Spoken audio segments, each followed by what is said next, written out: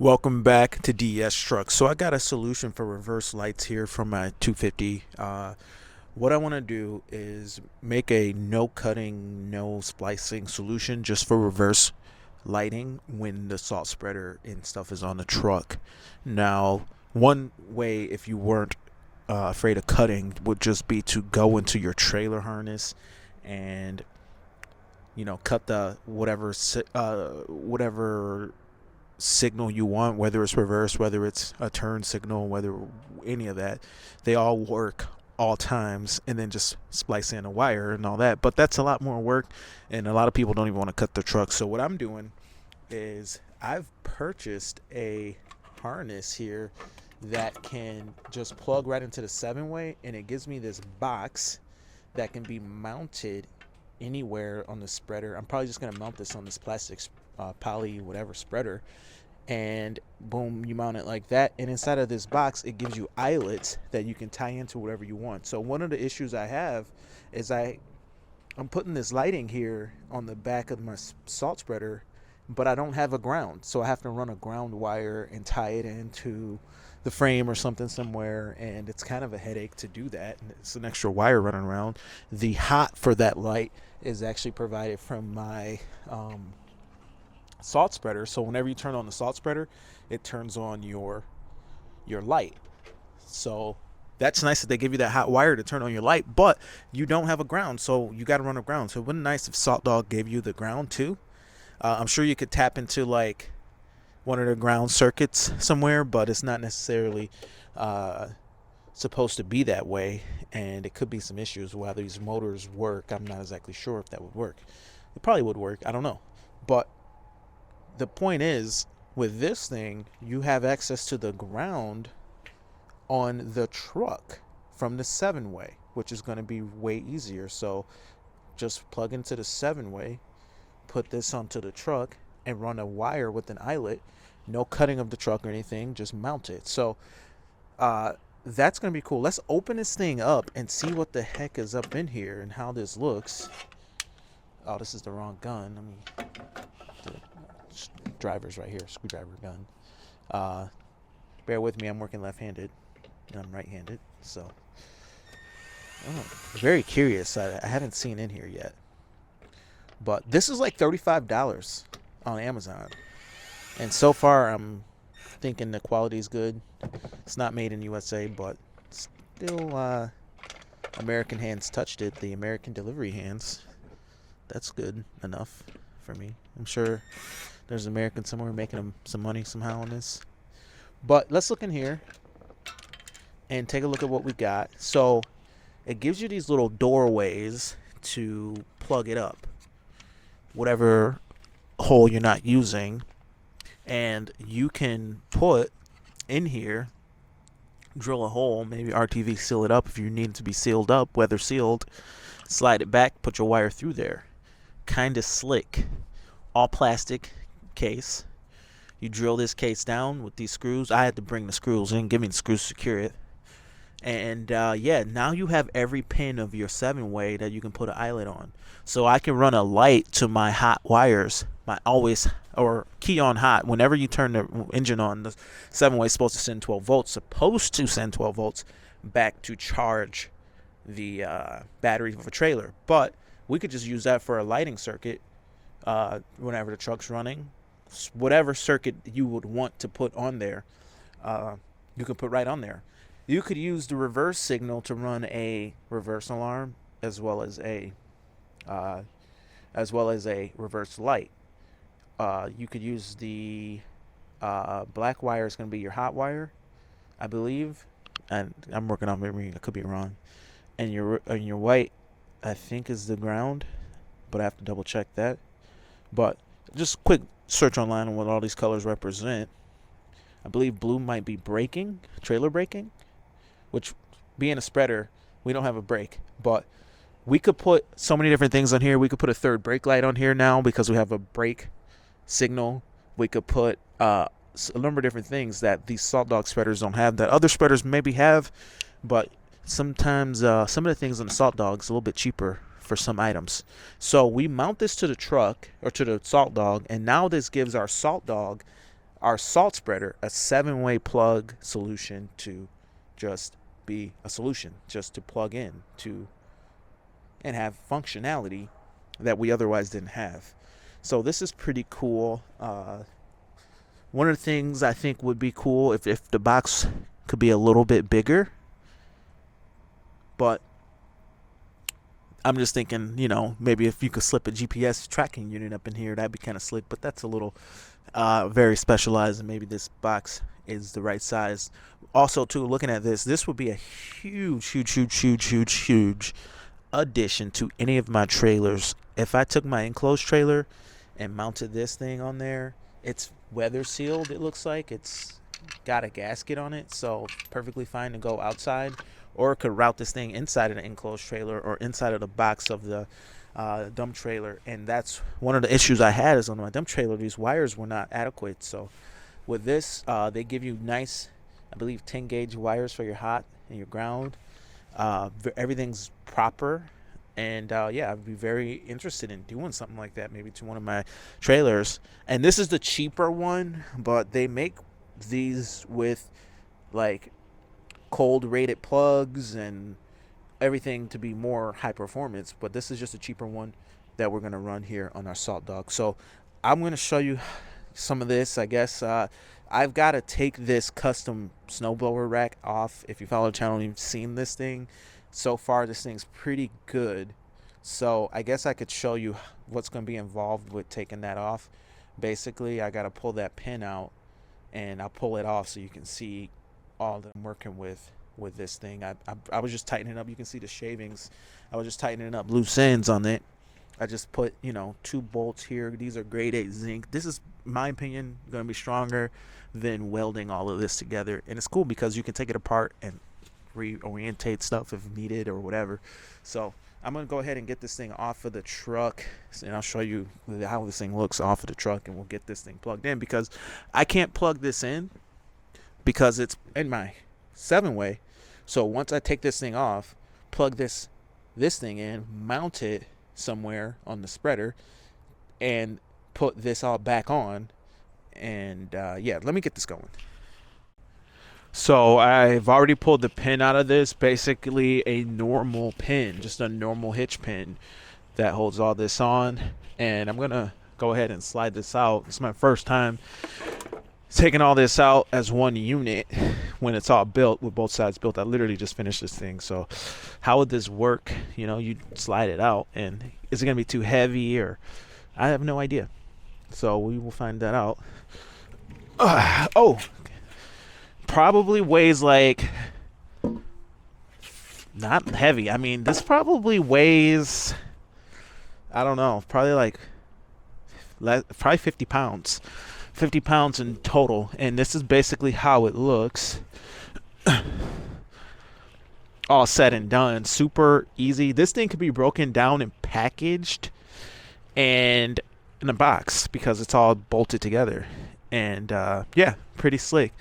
Let me take a quick look here at this. One of the things that, if I could or would or whatever redesign, is this flange.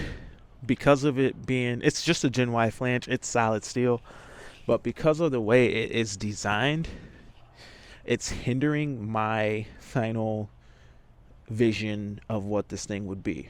So one of the easy solutions for an issue with this is the rattling.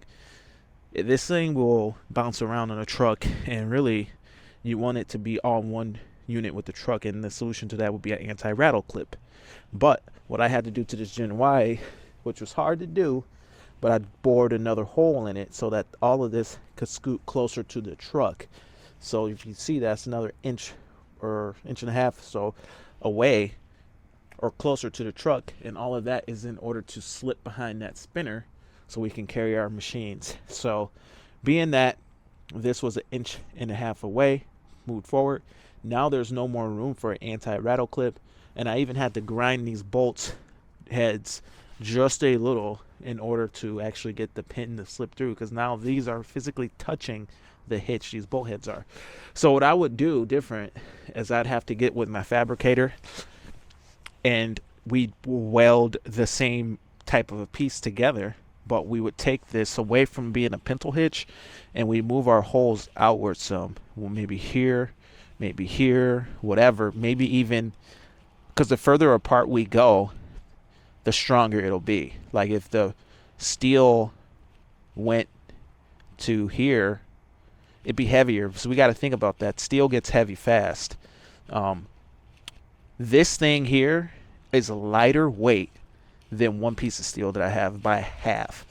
Let me show you guys this inside my shop. A year ago, I started to kind of buy materials to build this project. And I bought this one single piece of steel because I wasn't sure at the time what was going to be aluminum, what was going to be steel. This one piece of steel, certainly not enough mass to build that whole thing, weighs twice as much. This is thick stuff, don't get me wrong, but it weighs twice as much as this whole entire project is half the weight of that one piece of steel. So definitely. Oh, I dropped my coffee. That's what fell. Dang. Oh man, my coffee, not cool. I know my grade 8 bolts are covered in coffee. So while we're talking about grade 8 bolts, these are the bolts that are holding this all together. This was a misplaced hole. I could re-drill it through and secure a bolt through there just for added measures, but I had the spacing a little bit weird, so I got one misplaced hole there. I had to move this out inch and a half this way more in order to get the fitment that I wanted. But yeah, this whole deal could be packed, taken apart, put into a box, and shipped anywhere because of the modular type of design, the simplicity of it, the implementation of the angle. So yeah, all in all, the total cost on this thing is probably around like $600. This piece here, the solid piece of it, it's probably like $144. I got it for less, but for me to consistently get that, I think I got it for like $70, but to consistently get this piece would be $144, $150. These angles I bought for like $250, but I have some left over. There's another couple pieces over there. This part here was $50. This part right here, the Gen Y, was $100. They no longer make this, I think, this Gen Y. I don't think they make it like this no more, but I found this one on eBay still. So what's cool about that is you can also do a 3-inch receiver, a whole nother design with the 3-inch receiver. Also, I would also consider making this out of aluminum too and have the whole deal be aluminum. Have a solid shank aluminum with a plate there. The problem with that is probably going to be the cost and probably going to be the weld. If you ever look at the aluminum hitches and stuff, there's no weld. And in order to, the steel, no problem, you weld it and it's going through. The way this is welded, it's welded on both sides of that plate. This plate's welded, it's got a square hole in it and it's welded the other way through. But over here, when you look at like a hitch, do I have a hitch over here? No, the hitch is on my truck. And my truck's, dang, let me show you this hitch real quick.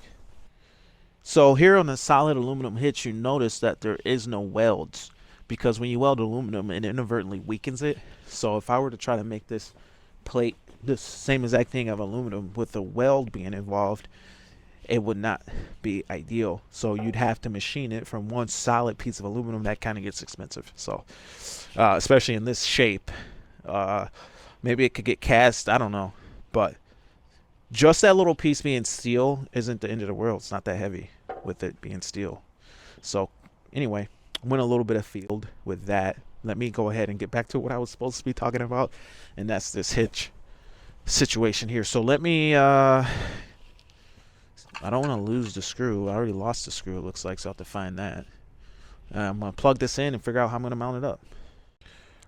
So here's what I got going on. So underneath here we are plugging into our 7-way, our cord. Then we're running it this way because it's too tight of a turn to go left. It's got to go right because it's too, you can't kink this stuff. It's very stiff.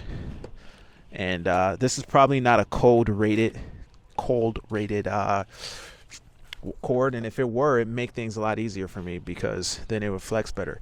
So it's not a big deal that it's not cold rated because it doesn't supposed to move anyway.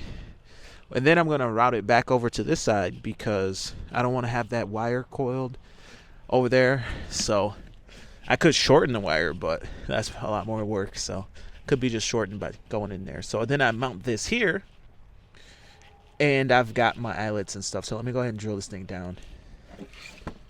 So this is where I'm at. I routed that wire this way, then back this way to get around my flap and to have the right angles and stuff with the wire.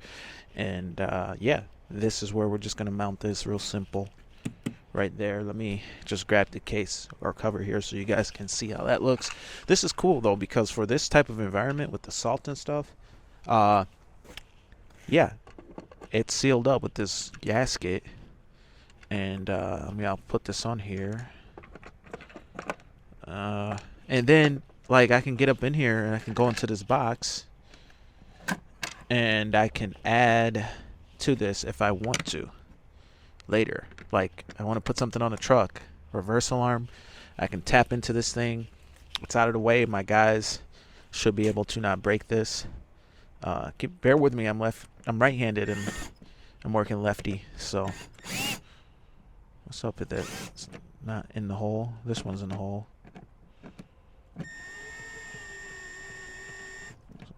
Somehow I'm missing the hole. I probably got this thing backwards. No? What's going on here? It's hard to get it in the hole. Try this way.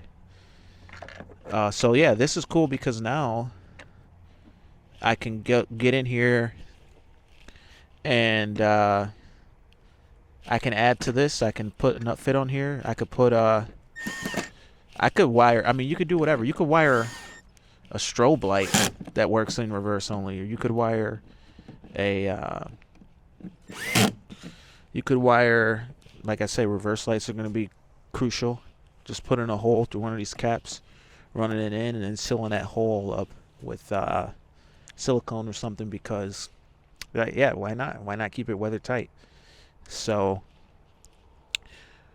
the salt spreader itself has the light there, but the cool thing about these lights, cheapies, Oedro lights from Amazon. I got some over here on the shelf. Sorry about the mess in here. Yeah, $25, good light, weather tight, sealed, like IP whatever rated, and you mount it for $25. Is it the best light? Not at all. Not the best light in the world.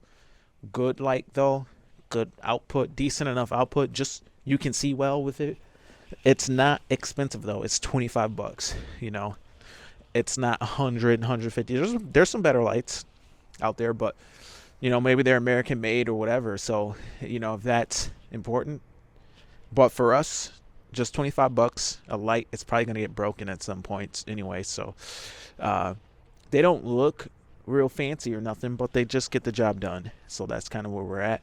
So let's go ahead and put this back on here. I'm thinking this here. This is my spinner plug, so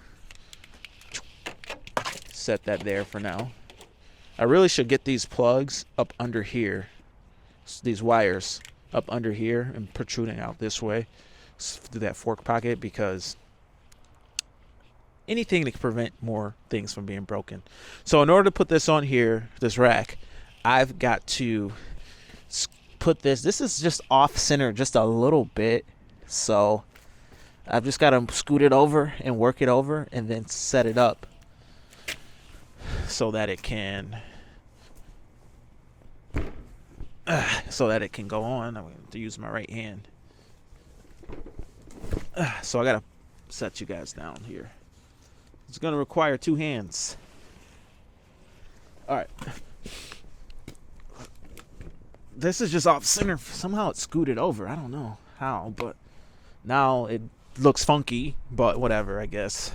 I want it to be looking right, you know. I want it to be hanging right, but that'll get the job done too. I'll grab this heavy duty booty,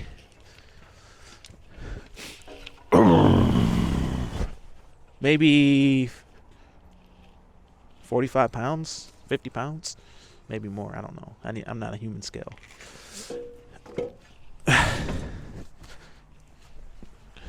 So, proof of concept, we're going to put this. So, proof of concept, we're going to put this thing on the truck and we'll see kind of how it goes. Here it is. What's cool is you could put it on there upside down if you wanted. There's no reason why you couldn't do that. And it'd still be a rack. Even upside down, it'd just be lower. Like if you had to, maybe off season, whatever, if you had to haul something on the truck, you could set this thing on here upside down or right side up. But because of the way this is set up, it's still got a lip even if you put it on upside down. It'd be like a step. Kind of interesting. But we're not going to do that. We're going to put it on the normal way. Heavy, a little heavy, not too bad though. It's doable with one man. Oh, stand up in here.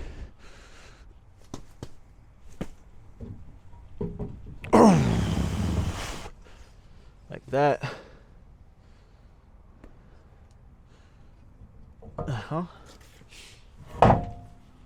Doable with one guy.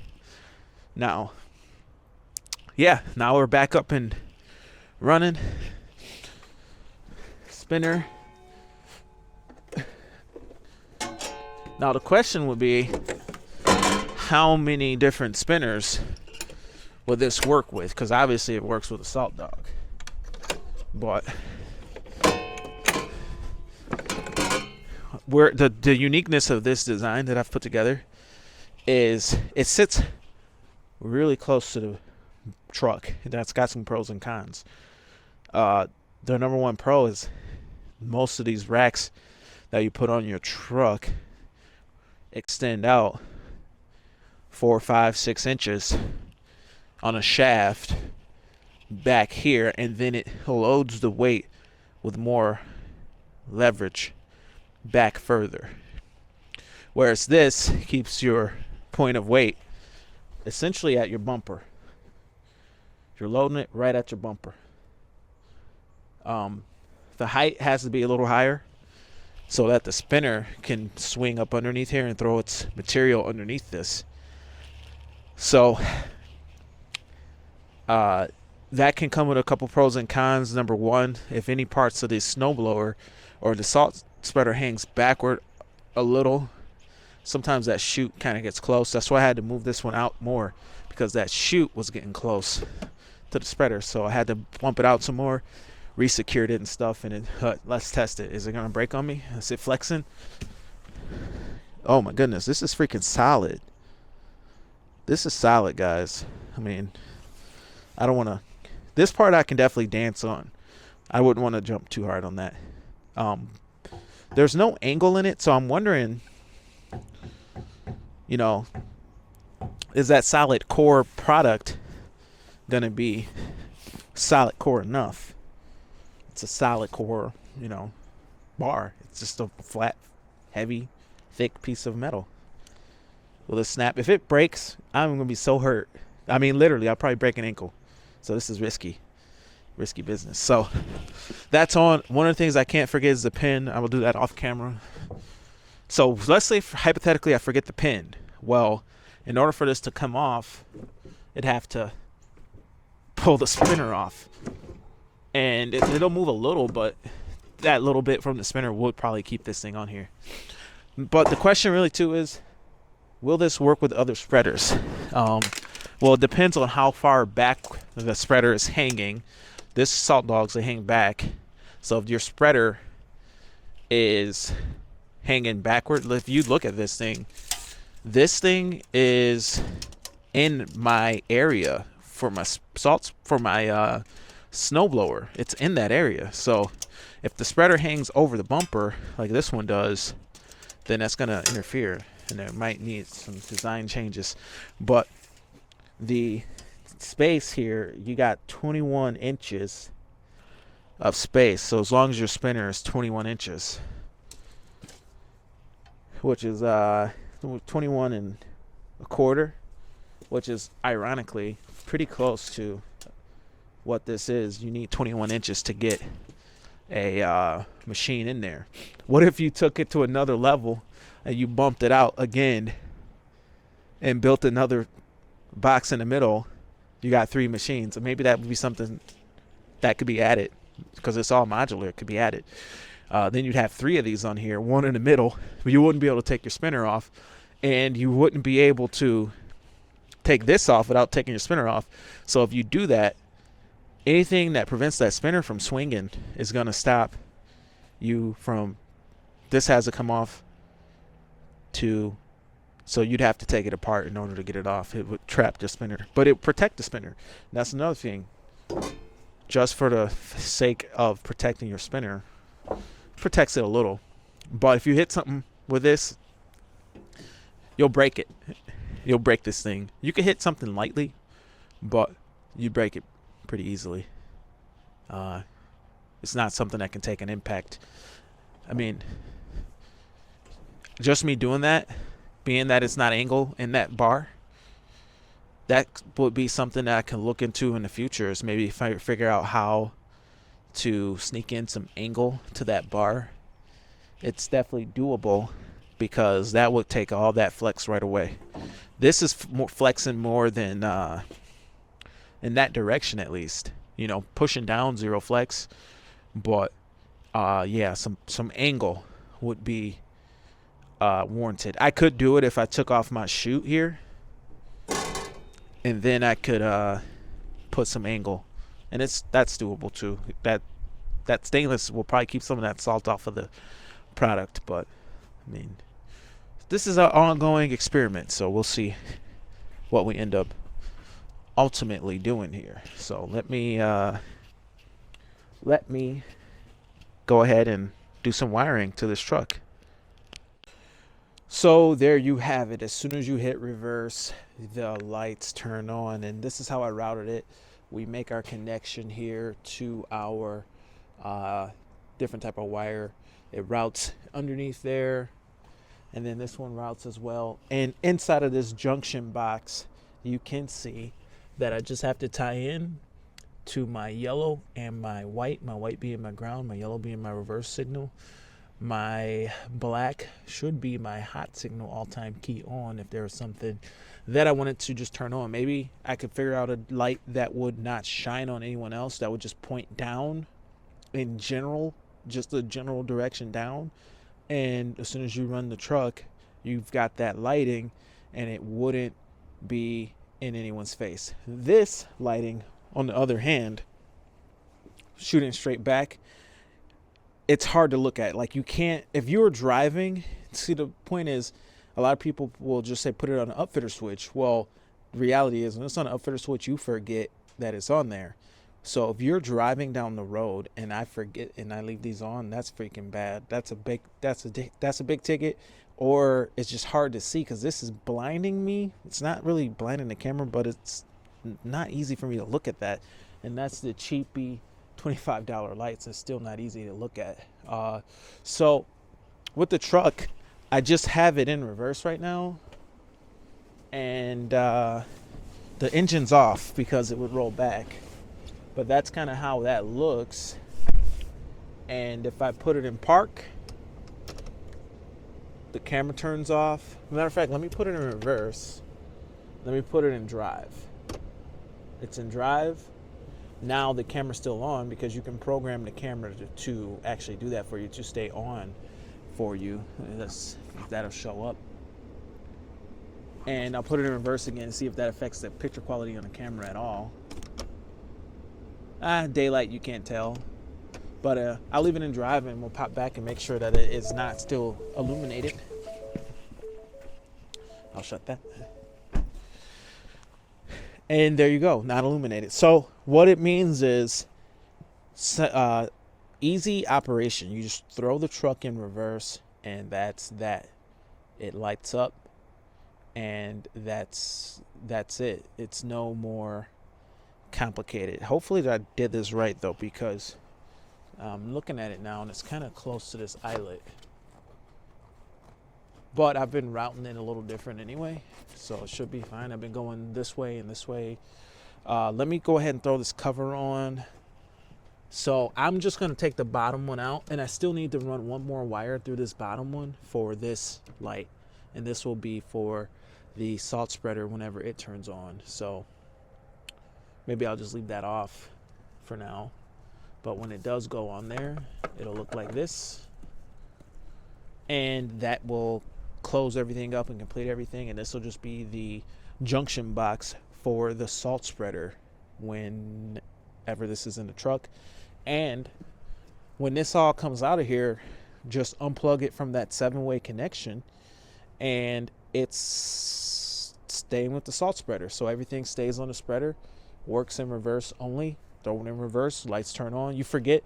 See, I've always pointed this down as much as possible, because if I turn on my spreader and forget, I can't have that light beaming straight back into other drivers' eyes. So these are just little things you think about when wiring things and planning and plotting and all that. So that one's pointing down whenever the spreader's running. This one only illuminated, the top one's only illuminated when in reverse. So anyway, guys, I'm going to finish this last wire off camera, but that is it for today's video. My name is Sean. This is DS Trucks. Thank you for watching, and see you in the next one. Over and out.